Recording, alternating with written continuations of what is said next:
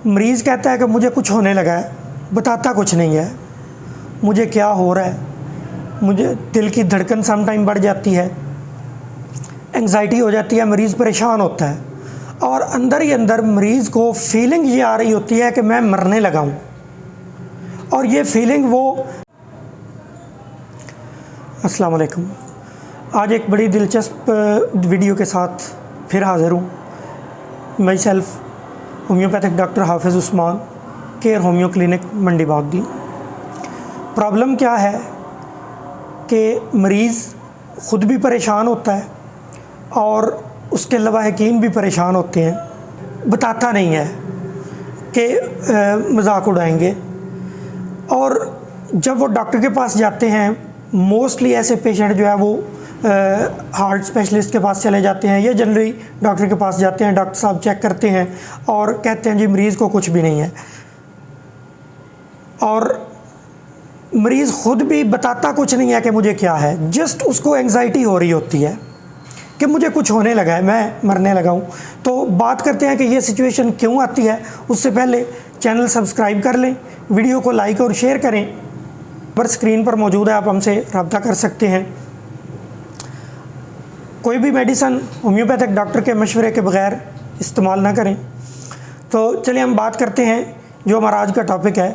जो इस तरह का पेशेंट होता है, इसको हम आम जो सादा लैंग्वेज है उसमें कहा जाता है कि इसको गैस हो रही है, और ये स्टमक की वजह से होता है, क्योंकि जो हमारा गट है, हमारा जो गैस्ट्रोइंटेस्टिनल सिस्टम है, पूरा हमारा मुंह से लेकर तो पखाने तक ये जो पूरा सिस्टम है गट, इसको कहा जाता है सेकंड ब्रेन। ये सेकंड ब्रेन होता है।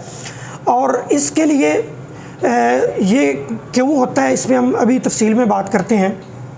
अलामात मरीज़ के अंदर क्या होती हैं। मरीज़ को सम टाइम उसके दिल की धड़कन बढ़ जाती है, सम टाइम उसको लग रहा होता है कि यहाँ से ना ब्लॉक हो गया, मुझे डकार नहीं आ रहा है तो इसकी वजह से मुझे कुछ होने लगा है।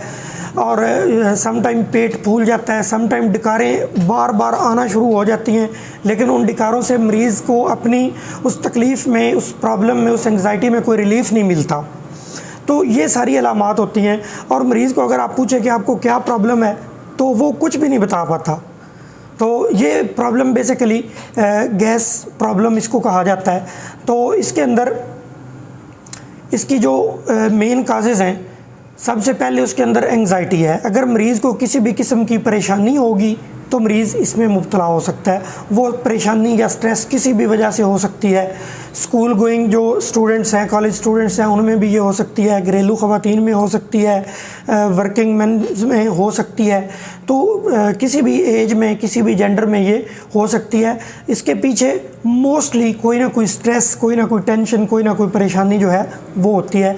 जब वो परेशानी हल हो जाए तो ये मसला भी हल होना शुरू हो जाता है।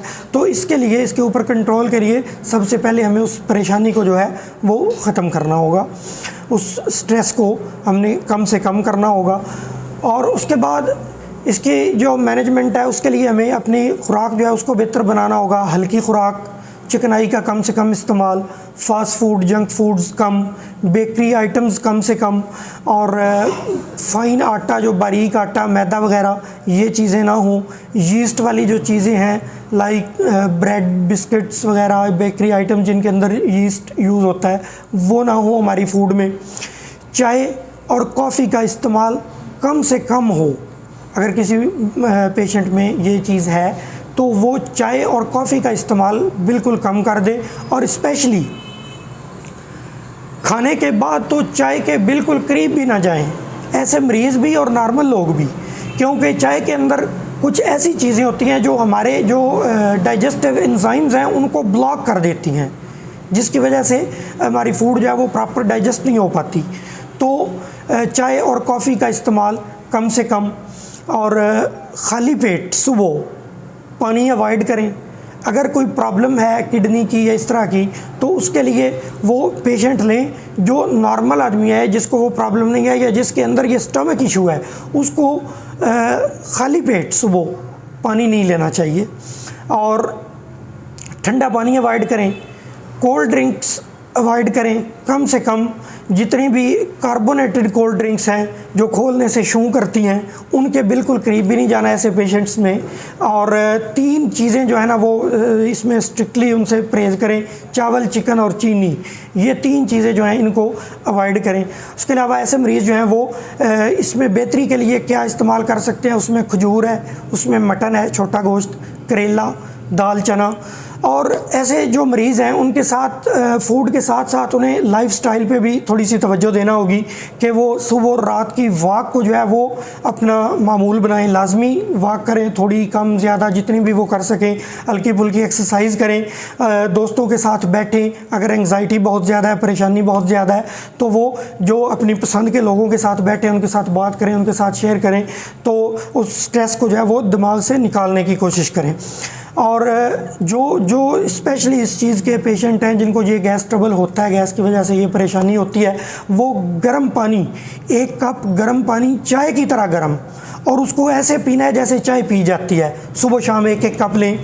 और खाने के तरीके पे तवज्जो दें कि खाने के साथ जो पानी रखा जाता है, बेसिकली इसका कंसेप्ट ये था ओल्ड टाइम्स में कि खाते हुए अगर कोई प्रॉब्लम हो जाए, कोई हिकअप हो जाए, कोई नवाला अगर चोक हो जाए, तो उस सूरत में पानी पास मौजूद हो और पिया जा सके। खाने के साथ पानी रखने का मकसद खाने के साथ पानी पीना नहीं है। तो खाने से आधा घंटा पहले पानी पिएं, खाने के 2 घंटे बाद पानी पिएं, इस दौरान पानी ना पिएं। और ठंडा पानी, आगे मौसम भी गर्मी का भी चल रहा है, तो ठंडे पानी को मुमकिन हद तक अवॉइड करें। नॉर्मली ठंडा कर लें अगर बहुत ज़्यादा गर्मी है तो हमें जो खाने का तरीका जो है उस पर तवज्जो देनी होगी, खाने के टाइम पे हमें तवज्जो देनी होगी। रात का खाना कभी भी लेट ना खाएं। और जो ऐसे पेशेंट्स हैं वो कोशिश करें कि वो शाम का खाना मगरिब से पहले खा लें, ताकि सोने के टाइम तक जो है वो खाना वो प्रॉपर डाइजेस्ट हो जाए। और ताकि उनको, क्योंकि अमूमन पेशेंट्स में ये तकलीफ़ जो है ना, ये 2 टाइम इसके ज़्यादा हैं। एक तो ये रात को लेट नाइट बनती है और दूसरा दिन को 10-11 बजे। तो रात का खाना जो है वो जल्दी, और जिनको दिन को ऐसी प्रॉब्लम होती है वो अपना नाश्ता जो है वो नाश्ता ज़रूर करें, लेकिन लाइट करें, उसमें चिकनाई कम हो, उसमें चीनी कम हो। तो ये चीज़ें।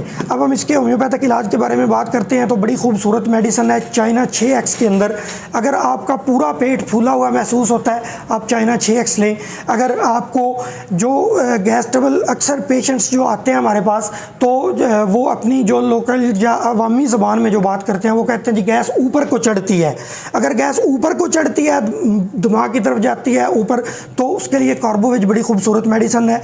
पहली डोज ही कंट्रोल करती है इस चीज़ को। उसके अलावा अगर बहुत ज़्यादा एंग्जाइटी, टेंशन, डिप्रेशन हो रही है और परेशानी हो रही है, स्पेशली इसको मरीज़ को ये बयान करना नहीं आ रहा था, जब मैं उससे पूछता हूँ कि आपको मौत का खौफ आता है, तो फिर मरीज़ कहते हैं कि एग्जैक्टली ये बात है जो हमारे माइंड में चल रही होती है।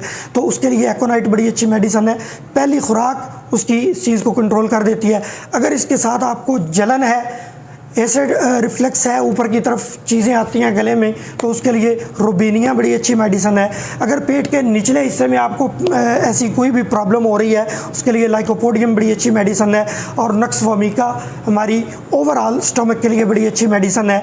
एंटम क्रूड का एक ख़ास सिंबल जो है वो ये है कि ज़बान बहुत ज़्यादा कोटेड होती है, ज़बान के ऊपर बहुत ज़्यादा उसके तह जमी हुई होती है।